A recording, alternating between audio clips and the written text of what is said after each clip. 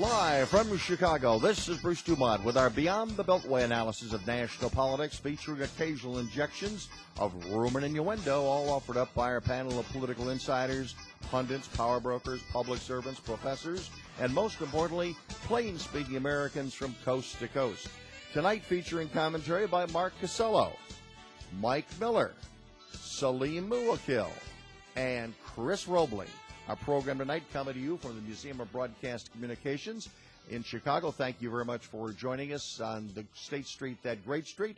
Our toll-free lines are open at 1-800-723-8289. That's 1-800-723-8289. If you'd like to email us a comment, btb@museum.tv. And if you'd like to join us on the World Wide Web, www.beyondthebeltway.com. And tonight we're going to be talking about the recent State of the Union address by the President of the United States for at least a portion of the program, giving you an opportunity to do the offer your 2 cents. And then also we're going to expand the discussion on illegal immigration, something that the President talked about. Members of Congress have been debating this for almost 25 years now.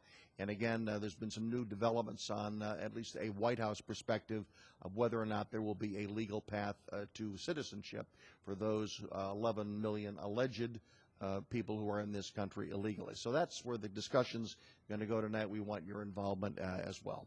Let me begin by asking, we have Republicans, we have Democrats, we have liberals, we have conservatives, as we generally do. And let me ask you, Mike Miller, you listened to the President's address. I did. You're not a big fan of the President's. Was there anything in that speech that you acknowledged and could applaud? I guess he began to talk about jobs, but of course he always does that and nothing ever happens, partly because the government can't do all that much about it. And I think he thinks our best days are ahead, and I believe that as well. But the striking thing to me is when you combine that with the inauguration speech and then compare it to Marco Rubio's comment, there is this stark difference between the two philosophies of the two major parties. And it was never made more stark than by those two speeches. Mark Cassello is one of our liberals this evening. Mark, nice to have you with us. Your reaction to the President's address. Sure. I thought it was a good address. I heard him start to say some comments that I had hoped he'd made in his first term, specifically addressing the need of urban areas that are in crisis. He said we're going to look at these top 20 cities and put some effort into fixing the economic issues in those cities. That was positive. The emotional moment at the end where he recognized the victims of gun violence, I thought was very powerful and moving. The rest of the speech was sort of a run-of-the-mill. It wasn't too different from his State of the Union. Sort of, we keep talking about these structurally deficient bridges. I'm worried about these bridges. I've been driving on them now for 5 years or so I hope we get them fixed soon. Chris Robling also joins us. He is a Republican, also a commentator for WGN Radio, WGN Television, also appears on a variety of programs, including this one. Was there anything in that speech as a longtime critic that you could look to and say, this I agree with him on? Oh, absolutely. I really appreciated his comments about fatherhood. I appreciated most of all, I thought the single most important statement in the speech was about Iran, and I think he made it absolutely clear, we will do what it takes to keep you from getting a weapon. So I appreciated that clarity. I liked his comments on immigration in the speech. I found the speech generally to be bizarre and detached and sort of desultory, and it sort of reflective. It was a tour, I thought. It was a tour of all the things he didn't do in the first term. And without ever touched on a lot of constituents. And you talk about any one of these. I mean, it is true what Mark says. It's all about growing government, and I think that shows that there's a real battle ahead. Salim Muwakkil also joins us, senior editor of In These Times, longtime guest on this program, also a talk show host for WVON Radio. Your response? Well, I thought it was pretty workmanlike. I appreciated his gestures toward dealing with problems in the urban various urban communities. I liked his mention of early childhood education. I think that is an absolute mandatory direction we should go into. I think he was responding in many ways to the pent-up demand of his progressive constituency. He wanted to speak to them because they had been clamoring for him to be more, more progressive in many of his enunciations. Certainly in the foreign policy, his comments about Afghanistan, the troops all coming out at the end of 2014, that played well in certain constituencies. It did indeed. Chris, you referenced the element about fatherhood. I mean, there was one sentence in there when he basically said that it's easy to. It's one thing. One Anybody thing to can conceive it. it. Anyone, Right. any man can conceive a child. Right. It takes a real man to raise a child. Would you have liked to have seen a fleshing out of that concept? Well, yeah, I think that this is an area where Barack Obama, the person, actually has experience, and I think that it gets to a place in society where you don't have the binary game, because right now there is this distinction. Democrats want no matter what the issue, they want to grow government to deal with the issue, and Republicans are of a skeptical nature, and they say, maybe government, maybe the private sector. Let's engage in a serious, reasonable, rational analysis. And in the case of helping families, that's by its nature a private activity. And if he were to have a chapter in his speech on strengthening families and the ability of families to deal with the issues of their kids growing up, which starts with, do you have a job? Are you making a reasonable income? Incomes have declined under Barack Obama. Unemployment is 8% under Barack Obama. Barack Obama has seen more people leave the workforce than any other president in the history of the country, and he's up there talking about, I want to spend money on, the new program for industrial innovation centers. And I think, I'm not looking at Henry Ford. I'm looking at a president who's got 8% unemployment and no explanation. But he also, to put it in context, and again, I would have liked to have seen more than one line on the responsibility of parenthood, because that is, or fatherhood, I should say, and it is a systemic problem, not just in the black community, but in all communities where illegitimacy is up and way beyond what it should be in a society that wants to move He forward. gets a lot of pushback on that, though, from a lot of progressives and a lot of African Americans who say Why? he's always lecturing. Well, when he comes to the black community, I guess the question would be, if Barack Obama cannot call that to the attention, and by the way, I meant what I said. If you look at illegitimacy in rural southern areas, they're not much more impressive than they are in the black community. So it isn't. If he can't bring that issue up and put it in context, who can? Yeah, but when he comes to these other communities, he doesn't mention it. Only when he comes to the black community does he get into this kind of this Isn't social that conservatism. tied, though? Would you agree? And now as a talk show host and as a Yes. political observer, isn't that part of the violence issue? Guns are Great part part. of the problem, Great but part of isn't it. that even a larger part of it? Irresponsibility, Mark? Yeah, I'd just like to jump in. I think Chris sort of alluded to it a minute ago, which is that the economic opportunities in a lot of these communities are very low, and wages have been declining even before Barack Obama was president. But there's this trope that African-American youth lack fathers, and that's become sort of that fatherhood's it's a moral failing on the part of families to raise their children, and that's just not true. There are a lot of two-parent black families, but the problem is that these kids are being raised by parents who are absent because they're working so much. And so you have Working to pay the taxes of Barack Obama and the welfare state have risen on everybody. but I think Or they're in jail. We're gonna. That is totally When we wrong. come back, we're going to continue this discussion. 1-800-723-8289. The other major point he said, he wants preschool for all students of that age. That's Great. what.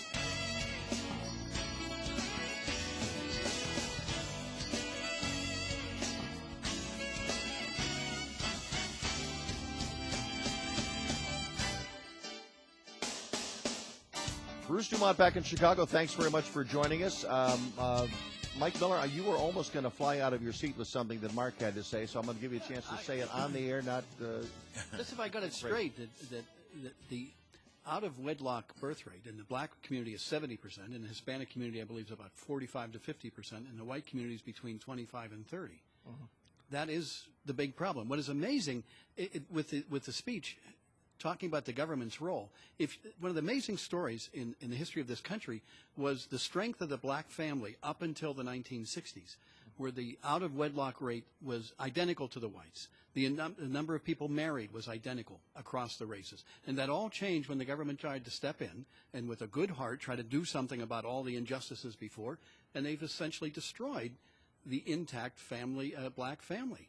That And that and the lack of jobs. That and, Oh, I and understand that the lack of jobs is another part of it, but the government, in their wisdom, they just didn't realize the bad actions that would come from what they were doing. But the lack of jobs, according to most intelligent people, would say that goes back to poor education. Yes. Poor education, a contributing factor to poor education is you're not getting the parental input at home they've not expressed how important education is. So let's bring up. Well, and just let's follow this through for a second. I mean, as an amateur sociologist, the instability in the family setting, where you've got intergenerational responsibility for small children, leads to this kind of less culturalization, and it impairs. It puts those kids behind wherever they come from. They're white, Hispanic. This isn't just African American. Wherever they come from, they're behind. And eventually, if they don't catch up, then they become dissociated.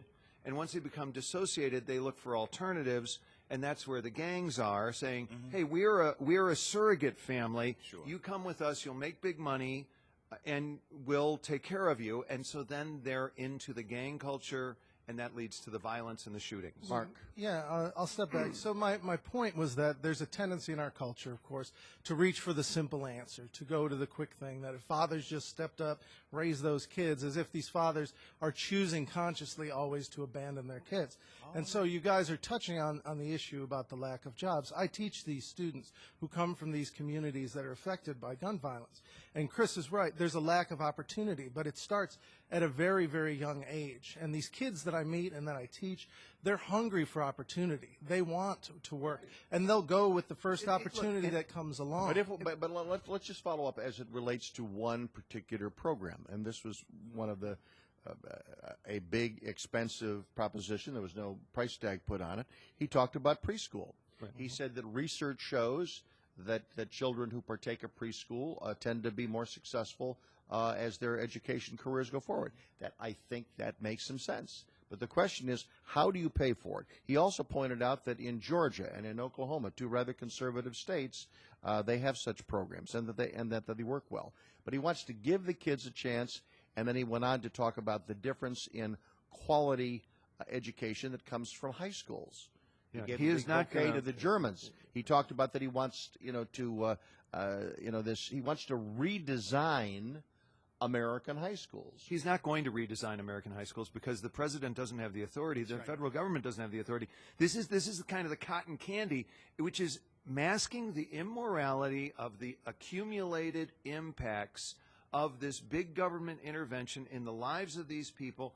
Well, good-hearted if it was, and I think it was. There was a lot of good-heartedness, a lot of, indifference to the law of unintended consequences. And then once you get the constituency engaged, there is this intransigence of the status quo. So really, by going off and saying, oh, I'm concerned about fatherhood, but let's go subsidize a new entitlement, I think it's the immorality of ignoring the underlying issues. What would you recommend? Well, I got two things. A, he's got to grow this economy, and B, he's got to get a handle on federal spending. And he's to grow the economy, you've got to cut back on the regulations that are halting job growth. You've got to take the idea of a $10 an hour minimum wage or a $9 an hour. Put that aside. That is an unemployment act for minority youth. Minority youth, 50, 60% unemployed in many of the cities of America. Well, the reason why the minority youth are in the cities of America is because their families came there looking for industrial employment. And William Julius Wilson has done extensive research on this and demonstrate that the lack of employment is one of the reasons for the lack of community discipline, one of the reasons for the lack of marriageable males. I don't want marriageable males. I don't want to. I just say the Jack Kemp approach to our poorest neighborhoods in the entire country was the enterprise zone. And in the enterprise zone, you would redline an area of utter poverty, and he would always talk about Bronx. This is when Republicans were still relevant.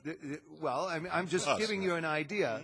Or when they were forward-thinking in review. What we heard about from Barack Obama, instead of cutting taxes in the toughest communities so that people would be incentivized to bring their jobs there, he's talking about growing government in the most impacted communities and creating new bureaucracies and new spending for which he hasn't got the money. What's the new bureaucracy that you're talking about? In the speech, if you go to about paragraph 30, he says, and in our most difficult communities, we need more Innovation centers. health. No, not the innovation centers. This is a separate, this is what Mark was talking about. It was health and education, and he had another energy efficiency. He wants more government bureaucracies in those communities telling people how to live more productive lives. That is exactly wrong. Mark. I know that childhood education, I read to my children and so forth, and I believe to this day how important that was. But we have to look at the research that makes it perfectly clear that Head Start, the effect on the child essentially disappears by 4th grade. And it's because it's not reinforced in the household constantly by parents who are constantly stressing the importance of education. I want Head Start to work. I sent my own kids to preschool. I think it's a great idea. It just doesn't work, and the government should, the parents need to make that decision, not Well, the I government. think- By the way, spending that's all that Mike. money. That's Mike. That's okay. Yes, Answer to both. thank We you. have a That Mike and a definitely Mark. was not Now, this me. is Mark. All right, this is Mark. So I'll go back to Chris's point about what do you do? Well, you have to start repairing the relationships in these communities. Number one, the first place you'd start would be between law enforcement and the residents in these communities. The first thing I'd do if I were mayor of one of these cities is get the police out of their SUVs, walking the beat in the neighborhoods, getting to know the kids, getting to know people. The other day I was on my commute. The police cruiser pulls up on the sidewalk, tells 10 young African-American men to get up against the fence and start searching them. You create this atmosphere, this climate of hostility. Then if one person in that line has something, then it taints the other people. It's a problem. And that hostility is great. You know, when this guy Christopher Dorner went off, this cop, you know, I got a lot of calls, very supportive of him, urging him to you know, towards success. And no matter how you attempt to explain that you can't simply murder people and be a heroic figure, people were saying, well, you know, compare it to what these cops are doing. There's a lot of anger out here with the police departments, and I think one of the things we should begin focusing on is easing up on our incarceration epidemic. The drug war, for example, would be a good place to start. Well, the president did not address that, so I want to focus on the one thing that he did address, because you said, you know, preschool. Preschool, The idea. Does everyone agree with his assessment that research would suggest that preschool, if more and more kids were to avail themselves? No. Or in your view, does that just get younger students into a bad system already? Well, my threshold is we are borrowing 40 cents of every dollar we spend today. How in the name of heaven can you talk about a new entitlement that will make it borrowing 55 cents of every dollar we spend? I mean, that is number one. But do our liberals agree with that? I agree. This is an unfunded mandate. Yeah, or idea, dream. We're paying $472 billion a year in interest payments, right? So how are we going to fund that? So this is exactly like in states around the country, since you're being heard, this show's heard all over, where you have a pension problem, and people are making payments to their pension to catch up or whatever at a state level. That is the exact same problem is being visited on the federal government in the form of interest payments on the national debt. But so how you remedy this is to get people in these communities who are looking for work, who are starving for training, transportation to get to their jobs. Get them opportunities. If you can't bring the jobs to that community, but bring the people out of that community. Let's get 10 more bus lines running from the south side of Chicago to the north side. Let's have Rahm Emanuel move from Ravenswood to the south side and live on Stony Island. Why don't you say reduce taxes, invite employers? Reduce regulation, invite employers. Why don't you say, you know, get Actually, the that's what Barack Obama said in the State of the Union. Tax breaks to employers who build into these but I want to turn to our economist, and that's Mike Miller. He said, Mike, that if we just deal with the tax loopholes, that all of these things can be paid for without one single dime, one more dime. There's only so much money that can be sucked out of the wallet of the rich, because the tax loopholes, as they would call them, are deductions. And almost all the discussion I hear would be that there would be some threshold when these would begin to kick in, and we would then essentially not only have the higher rate on the rich, but now we would make sure that they have fewer and fewer and fewer deductions. which means they will now be, instead of the bottom 50% paying essentially no income tax, it'll be the bottom 60%, or that the very rich will be paying 90% of all income tax. And this kind of unfairness in the system just cannot Redistribution. continue. You almost said redistribution. Well, it is redistribution. Well, it's dramatically redistribution. And I think the burden on the Democratic side is, what's the limit? I mean, this is a question I put to some Facebook friends who are liberal Democrats. I said, okay, so right now, I know that the bottom 50% pays 2.5% of Total the federal income tax, right. The top 10%, I believe, don't hold me to this, but I believe it pays 65 to 70%. The top 10%. The top 10%. Yeah, so that's you right. got 10% paying 65 to 70%, and you've got 50% paying 3%. Okay, now when we come back, let's hear from the left side of the table as to how they would want to affect those numbers. They want them to go up, they want to go down. What do you want to do? Back.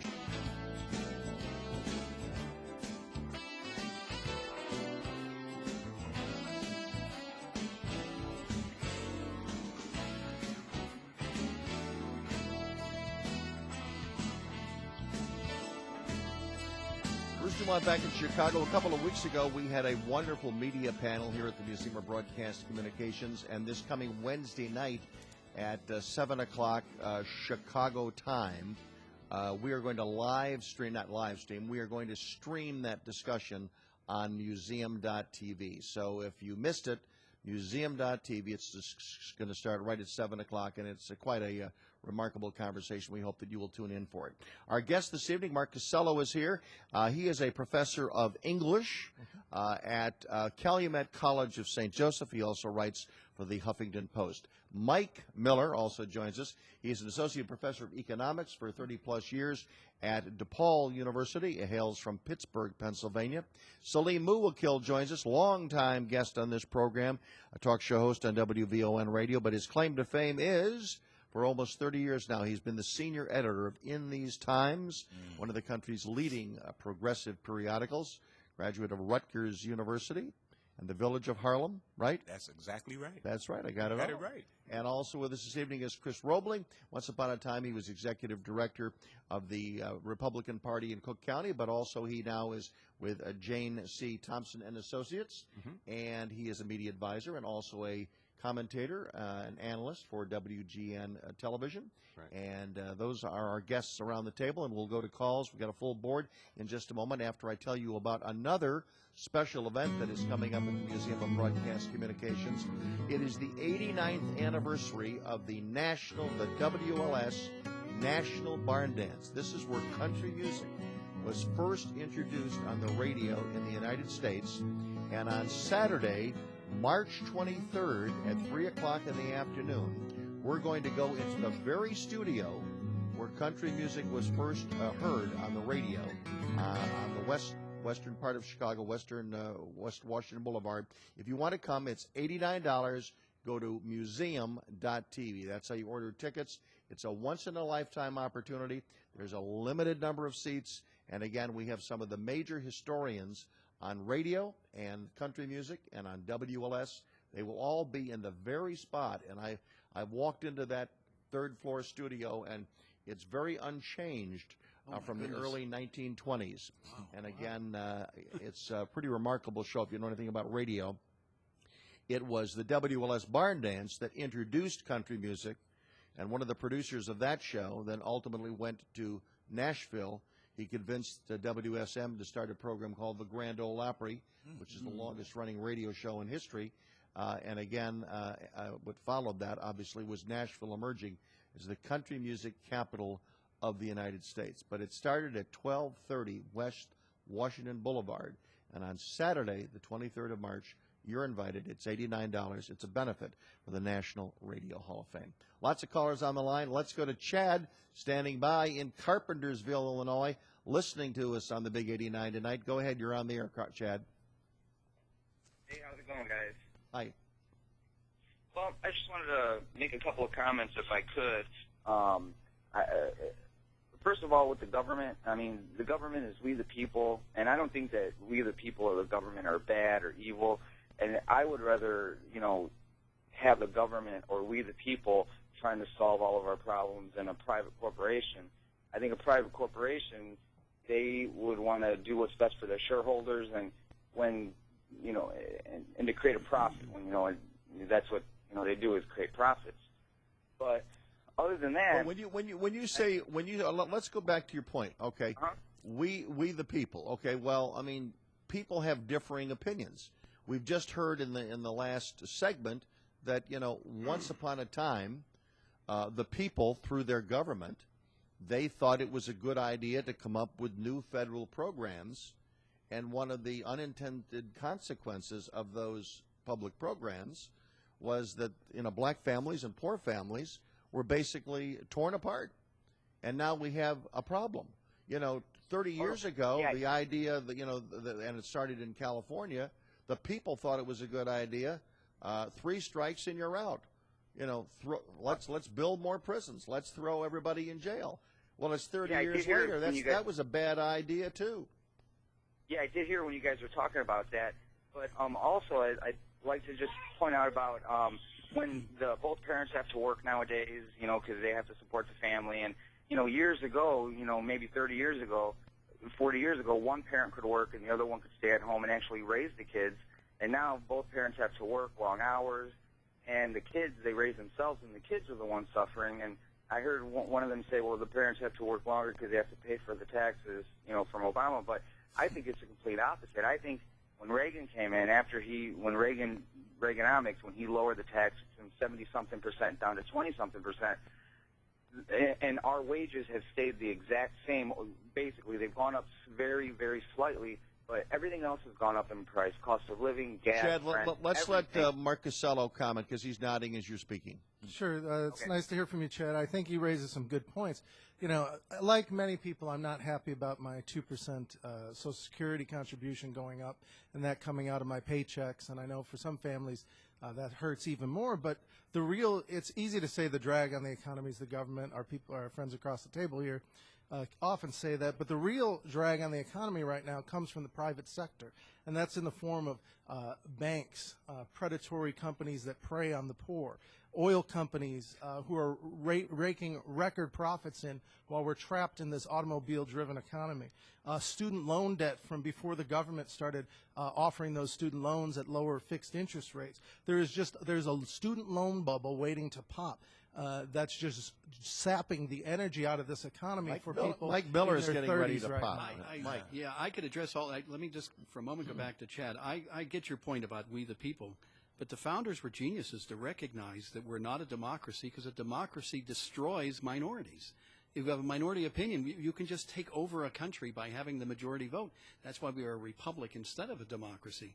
And the idea that corporations have all these greedy, evil people, but somehow the people that go to Washington have only goodness in their heart is preposterous. It was Lord Acton who said that power corrupts and absolute power corrupts absolutely. And I fear that we would try to move to a democracy as opposed to a republic. But then going back to your, banks, sure, I use banks. I borrow their money and so forth. But I don't see where this list of evils that you have. I don't know if it was quite a list of evils. That's a little bit Mark, hyperbole. hold on a second. So, you just recited a list of evils. Yeah. And the fact is that is not the way this country has operated from its founding. Okay, yeah. You are espousing a view that is radical to say that the private sector is the drag on this country. Right. The private sector is the only, if I may, the private sector is the only way to fund the programs that you and your liberal friends love so much. Yeah. The only way you get anything done in Washington is to sell something at a price that is over cost. Now, you might find that profoundly discouraging or obscene, and maybe you should live in a monastery or something where there are no, and that's fine, and that would be a valid choice, and I don't question you, but I'm telling you, if we don't have a private sector, we don't have an America, and the world doesn't have a leader for liberty and rights. Salim. But the human, we all have this tendency to get as much as we can from whatever opportunity we have, and one of the only things that stops the private sector from going crazy over profit. I mean, because profit is their purpose. The only thing that can curb that drive for increasing profit is a countervailing force, and that's what the government is attempting to be, a countervailing force to counteract some of these excessive demands, some of these excessive efforts Tell you what, to extract here's the deal. extract as much profit as possible. Take all of your from progressive unions. friends, take your 403Bs and your 401Ks and so forth, put them all together and make an oil company and sell gasoline at cost. Well, there are many See how long cooperative that's going to organizations last. and It's not grocery going to happen. stores and That's not how colleges. business And works. I'm in a credit union, and it's doing just fine. My credit union That's isn't being because we have bought a out and system sold. that But embraces wait. diversity. Yeah, but let me just take it back. You guys keep going to these binary false choices between the evil corporation You're the one who and said the, that the problem with this country is the private sector. No, what I said was the private sector in particular. I said banks and oil companies are a drain, And student loans. and student loans prior to the government nationalizing them and federalizing them. Which is, that by was the a way, problem. which just by the way, Wait. is a scandal. We will be mark my words, Mark. You and I will be back here in 36 months on this program talking about a scandal in student loans because of the Barack Obama student loan takeover. Let me take it back a step. Okay, I'd like to believe that corporations are benevolent and loving. This has been a myth I don't that's think been Nobody posited said since that. the 1800s. But the problem That's is the false choice. the You problem are- is you are the coming up with a countervailing false force choice. that Salim referenced was the government, was Theodore Roosevelt, and busting the trust. You had Theodore Roosevelt was an unionization. irredeemable racist, and I don't think you should be quoting him. No, it's competition. that American does that. history is filled with those, It's along my with the desire to wonderful drag founding you into the fathers. ground that does that. That's how we. Salim? American history is rife with racists. In fact, you talk about the founding. We seem to forget that one of the reasons why this country built so much wealth is because it had a lot of free labor, That's I- right. a lot of slave labor. The Washington that- Monument I don't wanna get into Ground the- was a that slave free enterprise trading. impelled. So I mean, Site. let's try to be reasonable. I think the I'm trying Federalist to be Paper reasonable, number 10 and I'm on trying to say, factions. if you want to have You seem to one forget tenth- about that, If though. you, Let I me- haven't let forgotten me about ask a you thing question. of it. Do you believe that this is something else the president talked about? And he talked about the innovation centers. He singled out Youngstown, Ohio. He said he wants to build 3 more of those centers, ultimately have 15 hubs. Does government have a responsibility to reach back into communities where progress has passed them by for whatever reason to try to regenerate jobs and opportunities for people in those? Do they Have have government a ha- or I'm going to Government give you has no 30 choice. It has to I'm do going to it. give you 3 minutes to think about the answer, but that's the question. Is that a legitimate role for government to have? Back shortly from Chicago.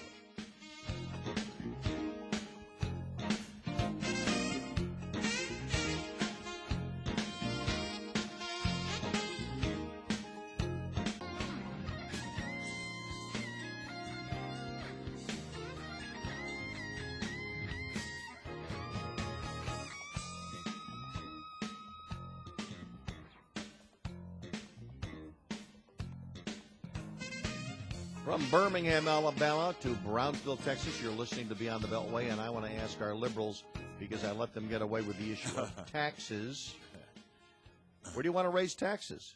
You obviously don't think the government is raising enough money to pay for all the programs that you and Barack Obama have talked about. Who's got to pay more? Sure. Well, I would start. One of the big issues is that Social Security is going to become insolvent. So the first thing I would do was raise the contributions to Social Security above their current level of around $107,000, I believe. After that, you don't pay any more into Social Security. That should be raised up to around $1 million of income. I think Wait. Oh Let me my put it God. this way. The top 10% earners are paying 70% of the federal income tax. Right. What number do you think is fair for them to pay? 99, it sounds I'm like. asking. Yeah, asking. Sure. What Of number? federal income tax? Of the federal And income you're tax. making what's an annual salary of what? You're saying $5 No, million? I'm saying that of all taxpayers. What should be the top marginal rate? No, I am asking you. The top 10% of all taxpayers Yeah. pay 70% of all receipts for the federal income tax. Yeah. You find that to be too low. No, I'd like to bring the incomes up of the lower 50% to bring more money into the tax base. And that's what we're talking about here. But you were There's just too many saying people Social working Security. for We're just nothing saying You're going to take because a the seven- profits are being... You're going to take a 6.5% tax paid by both the employer and the employee, and you're going to extend that from 116,000 to $1 million. Correct.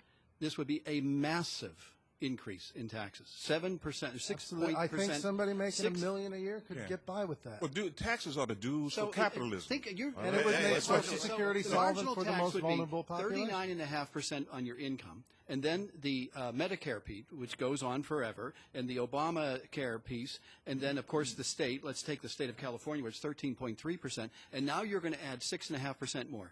So you think that we should have a situation then where an average rich person should pay 75% of their money to the government after they make $400,000. How much do you need to live? Right, you have no right to do that. So you're going to tell people how much they need to live? Yeah, no, I'm asking you're going to tell guys. We live in a society. So it's their money. Profits are coming from the very people they're serving. Profits. Maybe they're working hard. Maybe they're playing Yeah, basketball no, or hockey. but I'm just saying the guy who picks up my trash, the guy who comes to my street and he shovels the gets paid for sidewalk. Yeah, he's working hard too. But Right, and he is in. But he's somebody, in the- but you somebody characterize invested in him that as a company. taker. Get paid because he gets a tax credit for his children. I'm saying he is paid for what he you is do. he is in either the 50% that pays 3% of the taxes, or he's in the 40% that pays about 30%. Are you with me here? I'm with So you. all right, so I'm asking you, Yeah. where is your limit?